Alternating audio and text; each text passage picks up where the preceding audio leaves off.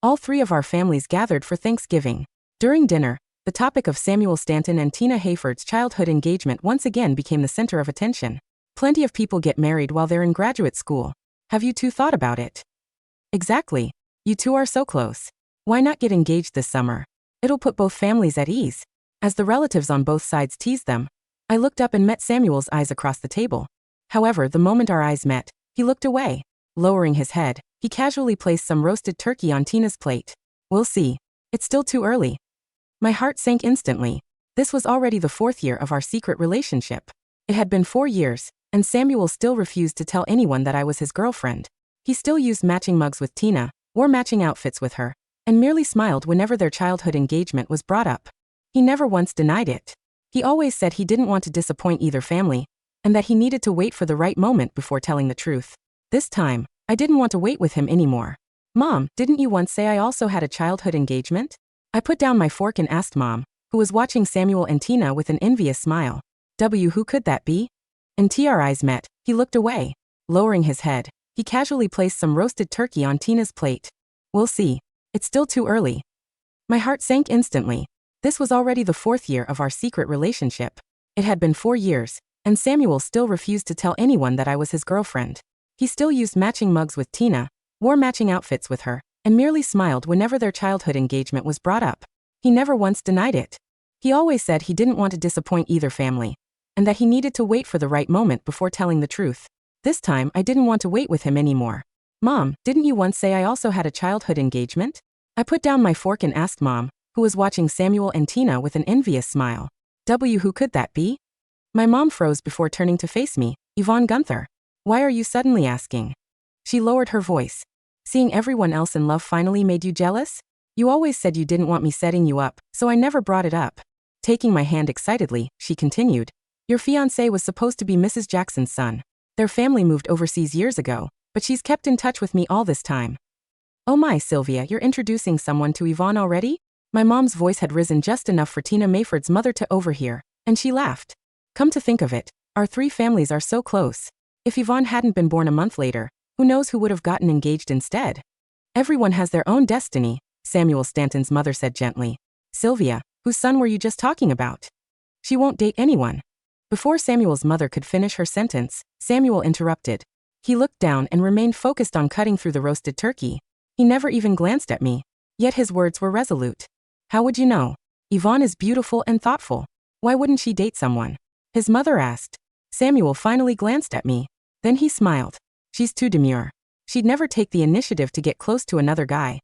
No one noticed what was wrong with those words. I gripped my fork so tightly that my knuckles turned white. Yes, I was demure, obedient, and considerate.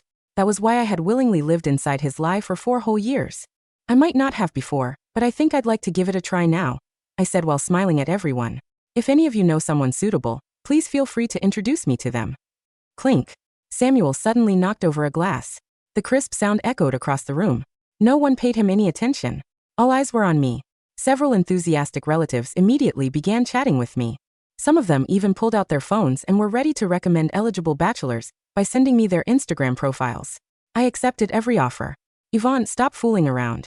Tina glanced at Samuel, whose expression had darkened, before signaling frantically at me. With your personality, how could you go on blind dates? Leave her alone.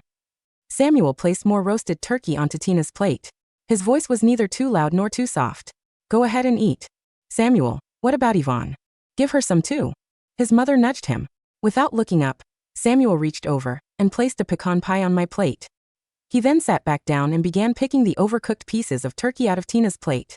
The table suddenly fell much quieter. Samuel's mother sighed, put down her fork and looked at him sternly.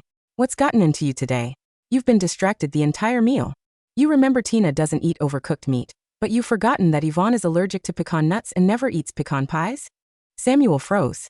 Someone nearby quickly tried to smooth things over. That's right, Samuel. We know you're devoted to your girlfriend, but Yvonne's practically like your little sister too. You can't play favorites like that. She was the girlfriend. I was the little sister. Amid the cheerful laughter around the table, every breath I took felt like a knife scraping against my throat. It's fine. I can cut the turkey myself. I reached out and never looked in Samuel's direction again. Only after dinner, when the 3 families were saying their goodbyes outside, did Samuel finally come over. What was that supposed to mean? Standing behind me with his arms crossed, he frowned. Why would you say something like that? Do you realize how many blind dates they'll arrange for you? Do you really want to be bothered by? I meant exactly what I said. I looked up and cut him off with a calm smile. I wasn't joking, and I don't think it'll bother me. Because I want a boyfriend who I won't have to hide. One I can love openly. A real boyfriend. Samuel didn't show any emotion at all. So it's about that again? His voice carried the weariness of someone who had expected this all along. Yvonne, I've explained this to you countless times.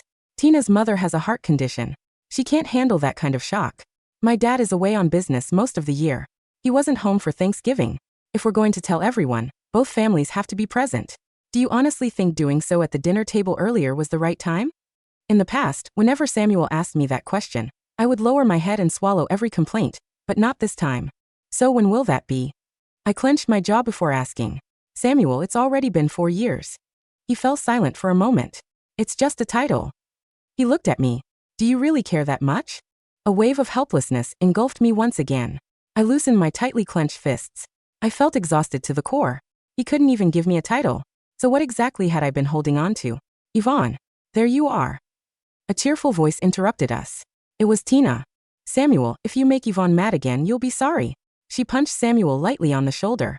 He smiled helplessly, and his eyes were full of indulgence. And who am I doing all this for? Tina glared at him and told him to shut up before casually throwing an arm around my shoulders. Yvonne, that childhood engagement has been meaningless for ages. Don't overthink it. Come watch a movie with us this afternoon. I already bought the tickets. Like a magician, she pulled out 3 tickets. There was a single-seater ticket and a couple-seater ticket. Without hesitation, Samuel handed the single-seater ticket to me. Wait, that's the wrong one. I'm keeping up appearances. Samuel stopped Tina before she could switch them. What if our relatives find out we aren't sitting together? Oh right. Tina pouted before turning back to me. Yvonne, you'll have to put up with it just this once. It's only a seat. I'm sure you won't mind. I forced a smile. Then, right in front of them, I tossed the movie ticket into the nearby trash can. I don't mind. I hope you two enjoy your date. I turned around and walked away while ignoring Tina's calls for me. Only after I got home and collapsed onto my bed did the tears finally come. Samuel had confessed to me during the summer after we graduated from high school. I still remembered that night, the tiny park filled with fireflies, and the earnest passion in his eyes. Yvonne, I like you. That childhood engagement was arranged by our parents. I don't have feelings for Tina. From the very beginning, the only person I've ever liked is you. Back then he had sounded so certain. That was why, during winter break of our freshman year, when his mother once again brought out a matching pair of bracelets for him and Tina, I stood up and prepared to announce our relationship. Samuel pulled me back down. He took the bracelets and personally fastened one onto Tina's wrist. Yvonne, the time isn't right yet. That was the first time he had coaxed me. Over the next 4 years, he came up with hundreds of excuses. He coaxed me hundreds of times that way. He and Tina competed together in debate tournaments. They entered graduate school together, and they became the famous couple in the institution. As for me, for years had never even earned me a single chance to stand proudly by his side. I didn't want to keep walking anymore. On this path meant for two, the one who should leave had always been me. Yvonne, I've already talked to him. Your childhood fiancé just added you on Instagram. You two should have a nice chat. My phone chimed. My tears hadn't even dried when I saw my mom's message. I had only asked that question on impulse. How had she moved so quickly? Flustered, I quickly checked the new friend request. The moment I saw the name, I froze again. How could it possibly be him? Conrad Jackson. He was the graduate student I had met during my junior year when I went abroad for a research project. We were the same age, but he had skipped ahead by 2 years, so he was already pursuing his master's degree at the time. Back then, he had strongly encouraged me to apply to his advisor's graduate program. For your field, the research environment overseas is much stronger than it is back home. You should consider coming here. Our lab could really use someone with your talent. A year later, what he said hadn't changed in the slightest. I never imagined we had this kind of connection, but I don't want you to feel pressured. We can just be friends if that's what you'd prefer. My advisor still brings you up from time to time. He genuinely thinks highly of you. I'm curious. What do you have on your mind right now? He knew exactly where to draw the line. He effortlessly steered the conversation back to academics. For the first time since stubbornly choosing to stay in the country for Samuel, I finally wavered. Maybe it really was time for a change of environment. We chatted briefly, and I sent him some of my personal information. Not long after that, someone knocked on the door. Mrs. Gunther, I'm here to see Yvonne. I need to return a book I borrowed from her. It was Samuel. He was back from the movies with Tina. He walked into my bedroom, closed the door, and placed an elegant little box in front of me. "All right, stop being mad," he said softly. "Open it, won't you?" I lifted the lid and froze. Inside was a pair of simple rings, and our initials were engraved on them. "The purchase of a lifetime for you and only you." He took my hand and slipped one onto my finger as he recited the jewelry brand's famous slogan. "So, are you feeling better now?" I stared at his nonchalant expression. I didn't know how to respond. Every time he noticed I was bothered by him and Tina, he would give me a gift that softened my heart. This time should have been no different. If only I hadn't come across that video in our class group chat 10 minutes after he left. I just ran into the hottest guy in our department. He's shopping for engagement rings with his childhood sweetheart. Both their parents were there. Whoa. Are they getting married? Tisk tsk. They're winning at both love and academics. What a perfect life. Look. Samuel immediately asked to see the biggest diamond. He's absolutely spoiling her. The video wasn't particularly clear, but it captured everything, including the moment after paying when Samuel specifically asked the sales associate for an extra empty gift box bearing the brand's logo. Calmly, I checked the brand's official website and browsed through over 300 products on its homepage. As expected, the simple rings he had given me weren't among them. He had simply bought an inexpensive pair of rings somewhere else, engraved our initials on them, and placed them inside that branded box. His purchase of a lifetime apparently came in countless copies, and I was simply the easiest one to fool. Tina and I ran into our parents right after the movie. We were just putting on a show with them. Don't overthink it. Samuel was the first to message me. Yvonne, Samuel and I were really dragged there by our parents. Don't listen to all the gossip in class. I'll just hold on to the ring for you until later. Please don't let your imagination run wild. Tina then sent me voice messages. Every single message told me not to overthink things. I really wasn't going to anymore. I picked up my phone and sent a single line of text. "Samuel, let's break up." 20 minutes after I sent the message, Samuel finally called. "Yvonne, what exactly are you making such a fuss about?" There wasn't a trace of panic in his voice. Instead, there was only irritation. "I've already explained everything. We were just..." "Samuel." I had no interest in hearing another excuse. I only wanted to tell him one thing. It's okay. You can keep pretending, or maybe turn your act into reality. I'm the one who wants to break up. That's all. There was silence between us. On the other end of the line, Samuel's breathing grew heavier and heavier. Finally, he snorted. "Suit yourself. Yvonne, I don't have endless energy to keep coaxing you. You always make simple things ridiculously complicated. Today it's this. Tomorrow it's something else. When are you ever going to be as open and straightforward as Tina?" He hung up right after that. I lowered my phone and laughed bitterly at myself. Conrad had just invited me to meet up. This time, I accepted without hesitation. At the same time, I booked a flight overseas for the following day. What I hadn't expected was that, on the very last day of the holiday, Grandma's health suddenly took a turn for the worse. She had always adored me, but now she was nearing the end of her life. The ward was filled with relatives. I sat beside her bed and cried uncontrollably while holding her hand. Suddenly, I felt her trace a single word on my palm. "Samuel." My heart raced. I looked up and saw the hopeful look in Grandma's eyes. Out of everyone, only Grandma had once caught Samuel and me embracing in the backyard. She was the only one who knew about our relationship. I understood immediately. For her granddaughter's sake, she wanted to see Samuel one last time before she died. She wanted to say a few final words to him. I quickly retrieved my phone and called Samuel, but not a single call went through. He even ignored my messages. "Samuel, I'm begging you, please pick up." I prayed through my tears. The light in Grandma's eyes slowly faded away. Just before she passed away, she squeezed my hand with all the strength she had left. Like a puppet with its strings cut, I sat numbly amid the family's sobs. My gaze remained fixed on the empty doorway. Samuel didn't arrive until evening. He was dressed in a tailored suit with a lapel flower on it. Tina's grandmother is getting old. Yesterday, she said she was afraid she wouldn't live long enough to see Tina get engaged. He stood before me and spoke calmly. So, just to make her happy, I agreed to go back with Tina and stage a fake engagement ceremony. My phone was turned off during the ceremony. "That's why I missed your calls." He looked me over. Displeasure creeped into his eyes. "There were only a few missed calls. Did you actually make up a story about your grandmother dying just to trick me? I visited her at the hospital yesterday. If you're going to lie, at least come up with a more believable excuse." I looked at him without saying a word. He looked handsome in that suit. It was exactly the way I had once imagined he would look while standing beside me on our wedding day. But in reality, he wore that suit on the day my grandmother died. When I needed him the most, he was holding an engagement ceremony with another woman. I smiled before chuckling wearily. I felt dead on the inside. "All right. If you're not feeling well, get some rest." Seeing how pale I looked, A trace of concern flickered across his eyes. If you catch a cold, take some medicine. We still have to fly back to campus together tomorrow for the graduation ceremony.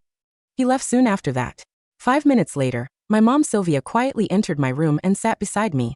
She asked whether Samuel and I had been dating. My eyes welled up with tears. I looked at her and nodded. Yvonne, a man like him isn't worth waiting for. She looked at me gently. Concern filled her eyes. I smiled reassuringly. I then placed my flight ticket in front of her. I would never wait for him again. Samuel and I would never walk the same path again for the rest of my life. The next morning, Samuel appeared at my front door. He had called me more than a dozen times. He had also sent countless messages. None had received a reply. He still assumed I was giving him the silent treatment over what had happened yesterday. Left with no other choice, he brought Tina with him and knocked on our door. Mrs. Gunther, is Yvonne ready yet? If we wait any longer, we'll miss our flight back. Flight? Sylvia smiled as she looked at the two of them. Yvonne doesn't need to catch that flight anymore. She's going overseas for graduate school. She left before dawn. She's out of the country now. The color drained from Samuel's face in an instant. The wind outside the Gunther home was bitter, carrying the damp chill of late autumn. Samuel stood on the porch, his hands suspended in midair, inches from the brass doorknob. The color had drained from his face so completely that he looked like a statue carved from salt. Going overseas? Samuel's voice cracked, dropping an octave into a raspy, disbelieving whisper. Mrs. Gunther, what are you talking about? She was at the hospital yesterday. We're supposed to defend our graduation theses together next week. Sylvia Gunther stood in the doorway, her arms crossed over her chest. Her eyes, red-rimmed from crying over her mother's death, held no warmth for the boy she had once treated like a son. She withdrew her defense 3 days ago, Samuel, Sylvia said, her voice dropping into a razor-sharp, quiet register. Her credits were transferred to the Zurich Institute of Technology. She boarded a 5:30 a.m. flight to Switzerland. Tina took a step forward, pulling at Samuel's sleeve, her voice tight with artificial concern. Mrs. Gunther, Yvonne is just throwing a tantrum because Samuel missed her calls yesterday. You know how sensitive she is. Why would she leave without telling anyone? That's so irresponsible to her team. Shut up, Tina, Sylvia interrupted, turning her gaze onto the girl. The cold disgust in Sylvia's eyes made Tina flinch backward. My daughter spent 4 years sitting at your family's dinner tables watching you two wear matching outfits, watching Samuel give you real diamonds while he handed her cheap glass in a branded box, Sylvia said, her fingers tightening into fists. Her grandmother died yesterday at 4 in the afternoon. Do you know what her last word was? It was Samuel. Samuel felt a sudden, violent drop in his chest, as if the floor beneath his feet had dissolved into an abyss. Her last word, Samuel stammered, taking a step toward Sylvia. Grandma passed away. Yes, Sylvia said, a bitter, hollow laugh escaping her lips. She waited for you until her pulse stopped. And where were you, Samuel? You were wearing a tailored suit, holding hands with Tina, playing house for another woman's grandmother. I didn't know. Samuel's voice rose into a desperate, frantic shout. She told me Grandma was just sick. She didn't tell me it was the end. If I knew. She called you 17 times, Sylvia said, stepping back into the entryway. You turned your phone off to keep up appearances. Now get off my porch. Neither of you is ever welcome in this house again. The heavy oak door slammed shut in their faces. The latch clicked. The bolt turned. Samuel stood frozen in the howling wind. He pulled out his phone, his thumbs flying across the screen, dialing Yvonne's number over and over and over. The number you have dialed is no longer in service. He opened Instagram. Her profile picture had been replaced with a default gray silhouette. Every post from the last 4 years, the photos of their university campus, her study notes, the quiet landscape she loved, had been deleted. His contact was blocked. Her line was dead. Samuel. Tina whimpered, reaching out to touch his arm. It's fine, she's just trying to scare you. She'll call you as soon as she lands. She has no friends over there. She doesn't even speak fluent German. She can't survive without. I said shut up. Samuel roared, shoving Tina's hand away with such violent force that she stumbled off the porch, falling onto the damp gravel driveway. Tina gasped, staring up at him in sheer, unadulterated shock. Samuel had never raised his voice at her in 20 years. Samuel didn't even look at her. He turned on his heel, sprinting down the street, toward the main boulevard, waving frantically for a taxi, his mind screaming a single name in an endless, suffocating loop. Yvonne. The graduation ceremony of the Department of Materials Science was held in the grand auditorium of the university a week later.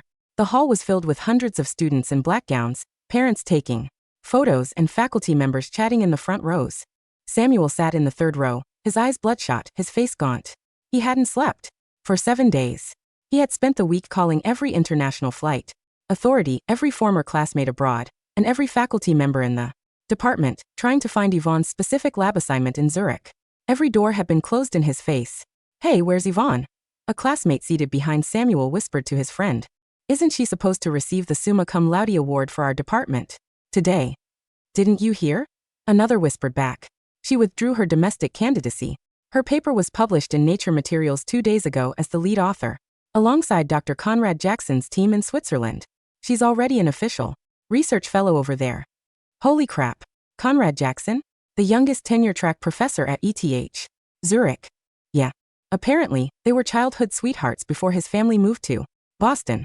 Their families set up an engagement when they were kids. Samuel's hands, resting on his black gown, began to shake violently. Childhood sweethearts.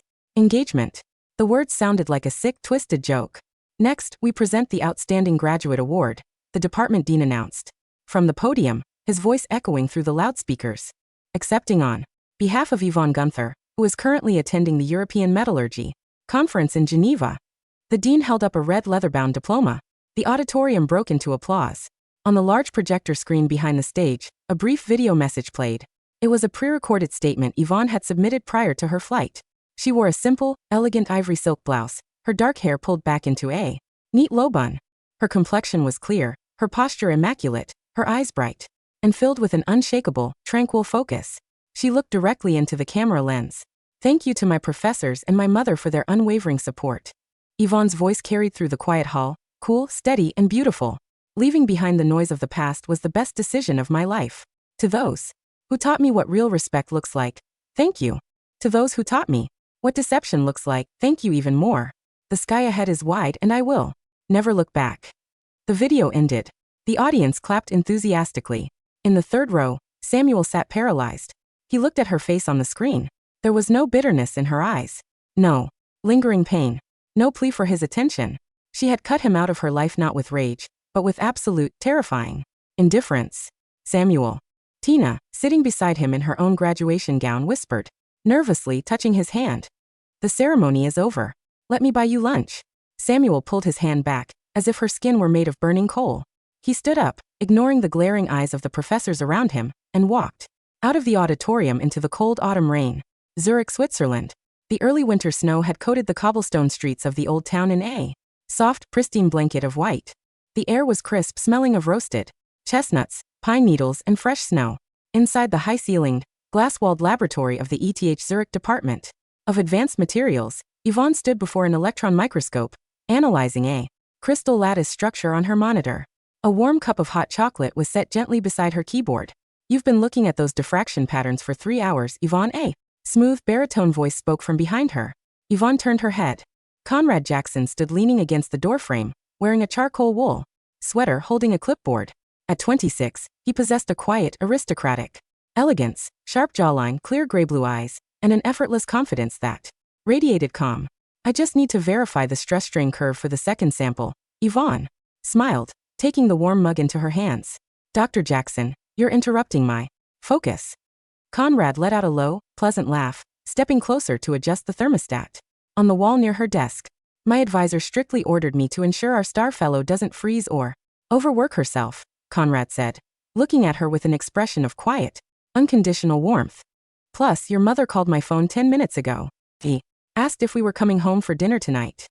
Yvonne's heart felt light, warm, and entirely unburdened. Over the past 3 months in Zurich, her life had transformed completely. There were no secret texts at 3 in the morning, no heathen matching bracelets, no playing third wheel at family dinners, no being told to put up with it for just one more day. Conrad treated her as his absolute equal. When they attended academic galas, he introduced her proudly as his colleague and his childhood fiancé. When they worked in the lab, he respected her intellectual authority without a single shred of condescension. "What did Mom say she was cooking?" Yvonne asked, a genuine, radiant smile breaking across her face. "Sauerbraten and apple strudel," Conrad smiled, taking her coat from the rack and holding it open for her. "Come on. The snow is getting heavier. I'll drive." Yvonne slid her arms into the warm coat, feeling the soft cashmere against her skin. As she reached for her bag, Her phone buzzed on the desk. It was an international email notification sent to her public university research portal. The sender was an unverified domestic address. s.stanton@alumni.university.edu. Subject: I'm in Zurich. Yvonne looked at the notification for 3 seconds. Her heart rate remained perfectly steady at 70 beats per minute. Her hands didn't shake. Her pulse didn't race.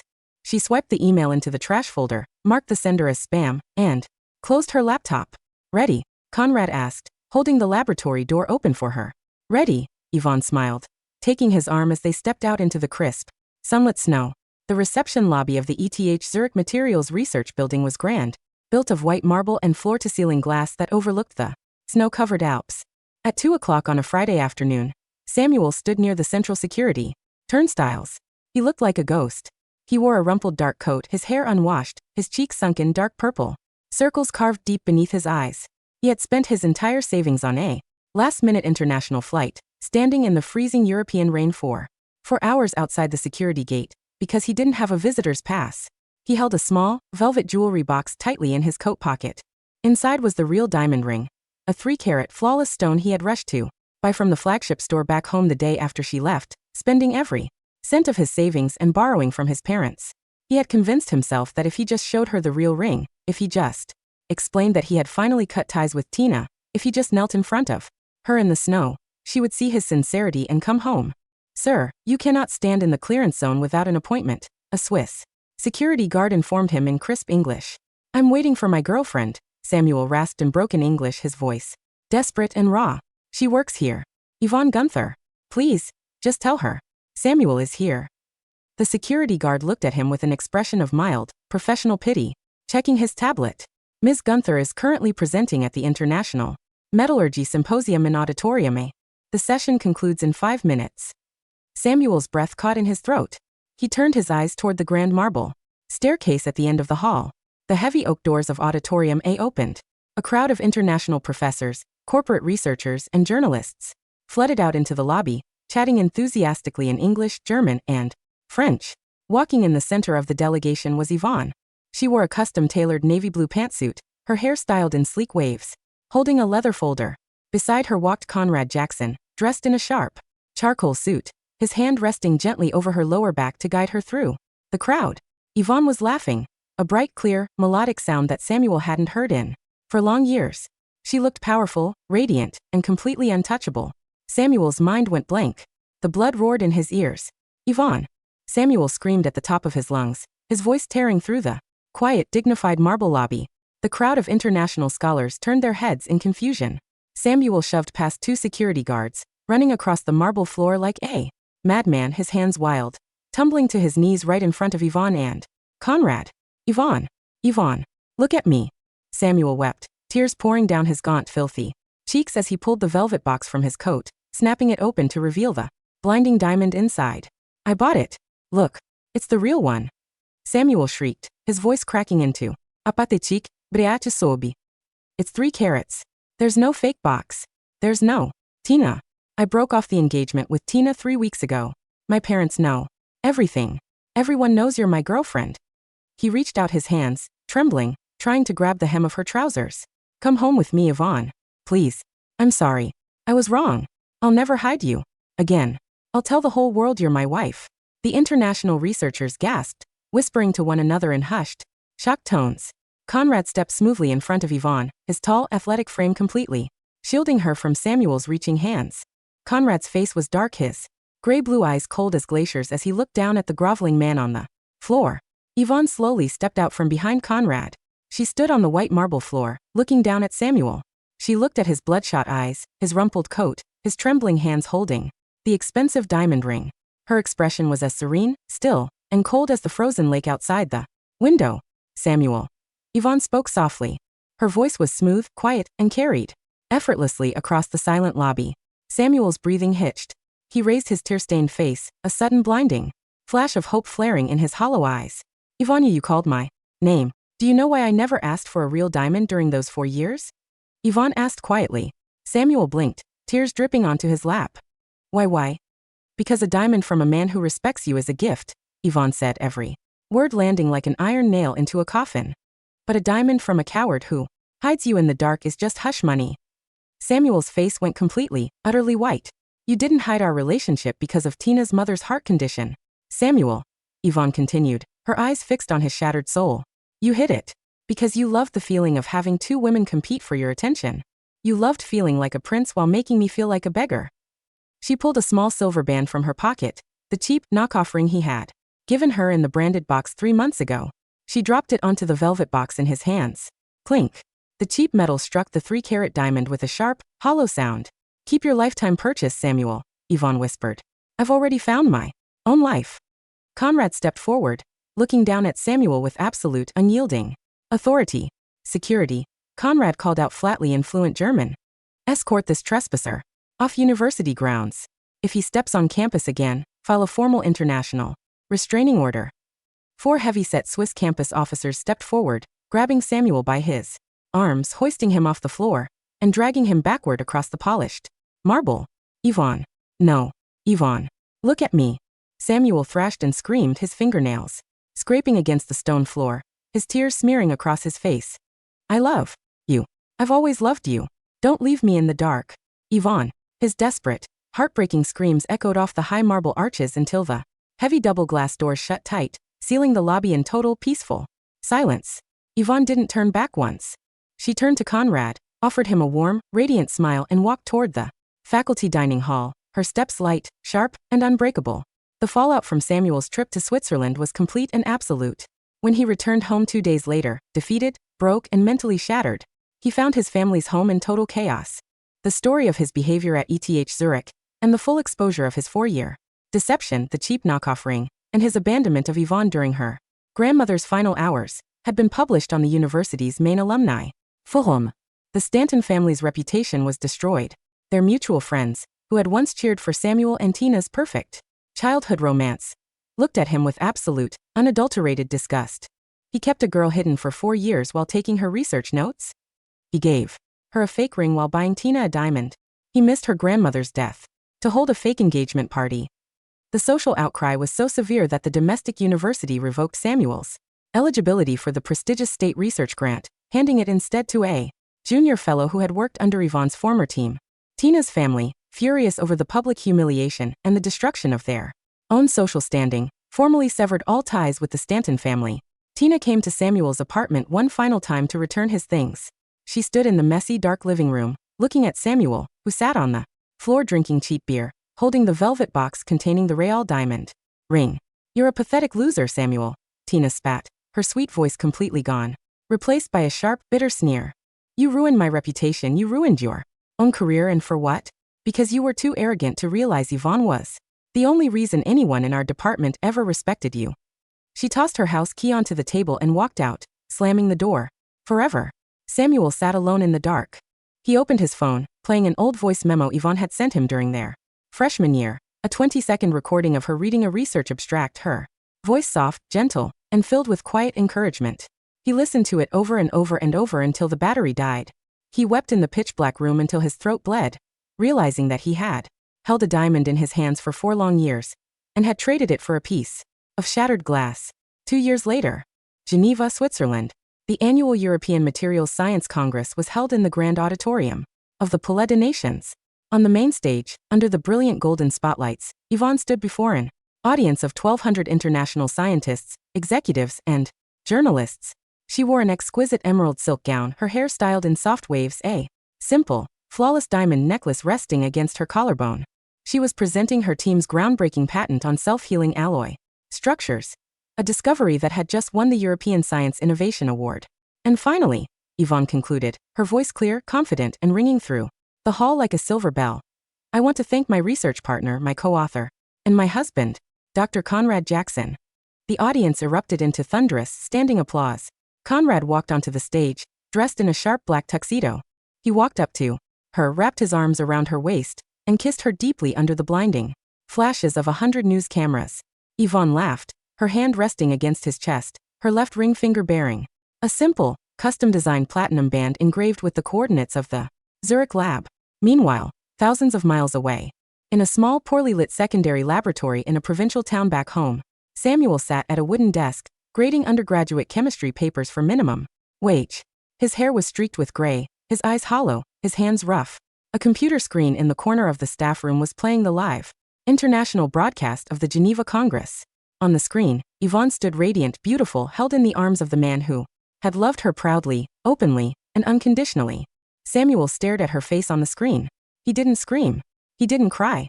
He simply reached into his desk drawer, pulled out a small, tarnished silver ring, the cheap one he had bought 4 years ago, and held it tightly in his fist, until the metal bit into his skin, leaving a deep, bleeding mark that would never fade.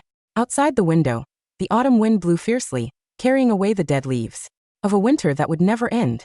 And inside the hall in Geneva, under the warm, golden light of her own creation, Yvonne stepped forward into a world that was vast, brilliant, and entirely her own.